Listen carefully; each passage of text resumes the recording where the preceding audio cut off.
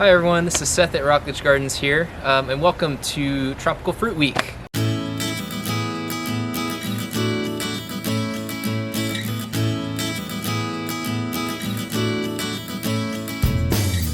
So the first week we are going to be focusing on mangoes. It is absolutely one of my favorite fruit of all time.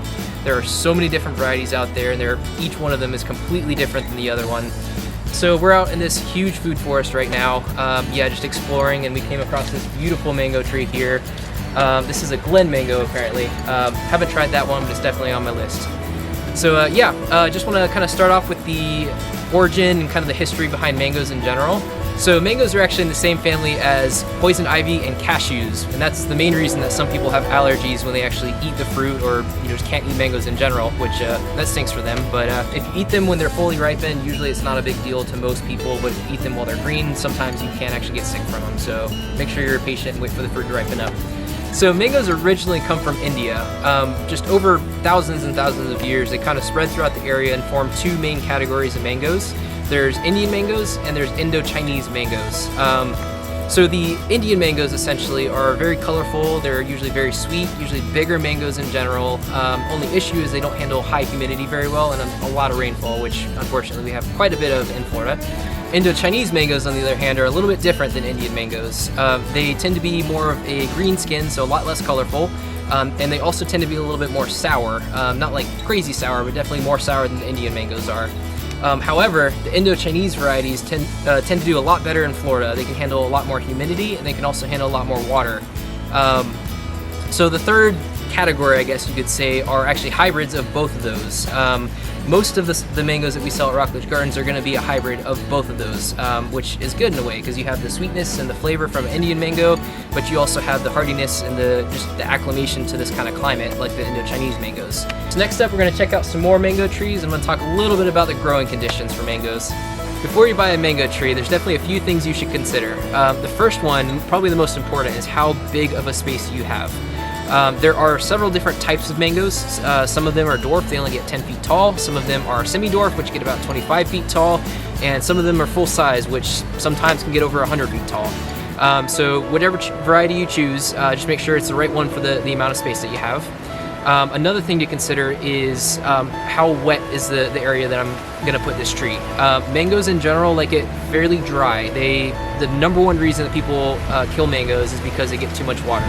So this is what a mango looks like when it gets too much water. The tips of the leaves typically turn brown, and oftentimes you'll see a dark line between the brown and the green. That's known as a water line.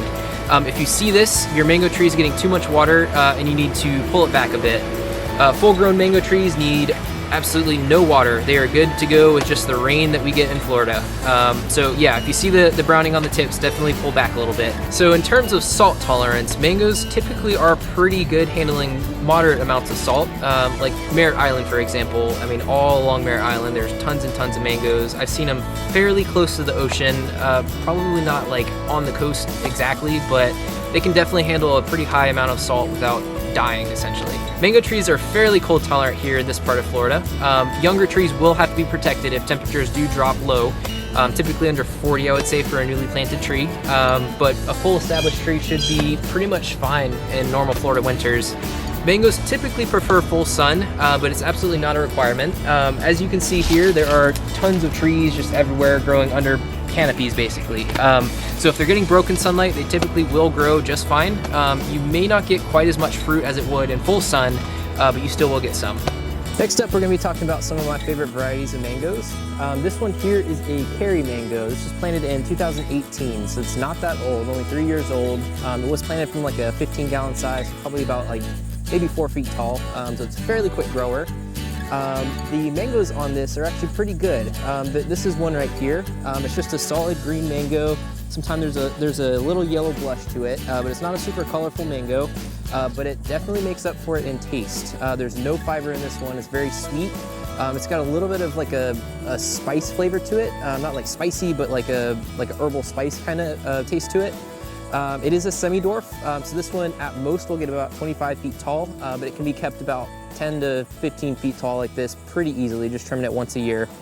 So yeah, highly recommend if you have a limited amount of space. You could probably grow this in a container, but it has to be a really big container, like a 45-gallon or bigger container. But yeah, if you just have room for a small tree, this is absolutely a good option. Very good tasting and fairly easy as well. All right, next up we have a Valencia Pride, which is one of my all-time favorite mangoes. You'll notice it has a bit of a weird shape. It's not a perfectly round mango like you're used to seeing. It's more of like an S shape to it. They're very, very colorful, a bright red color. Sometimes they have pinks and oranges in them as well. Taste-wise, it is absolutely amazing. It's got no fiber in it. It's very juicy, very sweet. It actually has a little bit of like a citrusy taste to it as well, kind of like an orange almost. It is a full-size tree, so this will get fairly large. At the minimum, I would say probably 40 or 50 feet. Again, if you're diligent with trimming, you can keep it around 20 feet tall fairly easily. It's extremely productive. It is a very quick grower, and all around just definitely one of my favorite mangoes.